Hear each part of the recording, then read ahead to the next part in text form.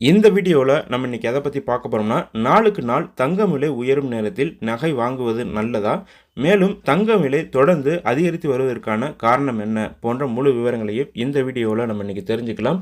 So இப்போ தான் நம்ம சேனலுக்கு நீங்கள் ஃபஸ்ட் டைம் வர்றீங்கன்னா மறக்காமல் நம்ம சேனலை சப்ஸ்கிரைப் பண்ணிக்கோங்க. வாங்க தற்போது வீடியோக்குள்ளே போகலாம்.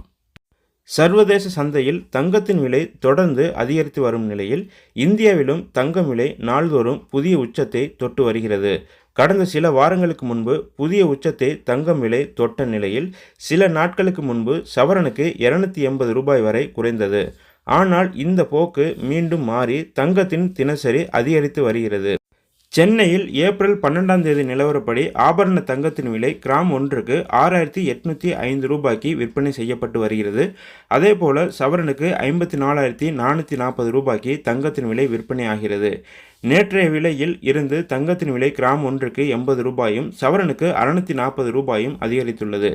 அடுத்து தங்கத்தின் விலை தொடர்ந்து அதிகரித்து வருவதற்கான காரணம் என்ன? இது சம்பந்தமாக நிபுணர்கள் என்ன சொல்கிறாங்க அப்படிங்கிற விவரங்களை இப்போ நம்ம பார்க்கலாம். சர்வதேச அளவில் ஏற்படக்கூடிய மாற்றங்கள் தான் இதற்கு காரணம்.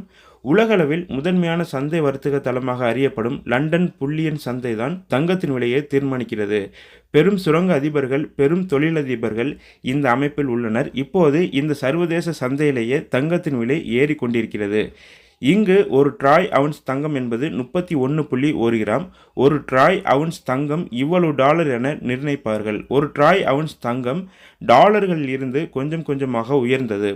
இப்போது 2,256 டாலர்களாக உயர்ந்துள்ளது. இது டிசம்பர் 2023இல் முந்தைய சாதனையான 2,135 டாலர்களில் இருந்து 8% அதிகமாகும் என்று கூறப்படுகிறது.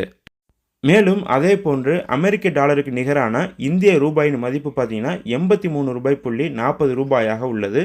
இதுவும் இந்தியாவில் தங்க விலை உயர்வுக்கு காரணம் என்று கூறப்படுகிறது.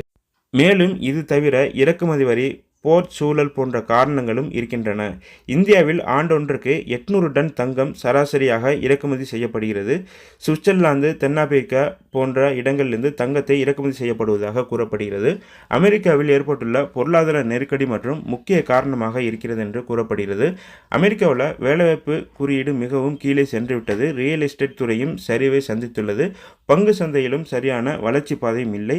பணவீக்கம் இருக்கிறது. இப்படி பல்வேறு காரணங்கள் உள்ளன என்று தெரிவிக்கின்றனர்.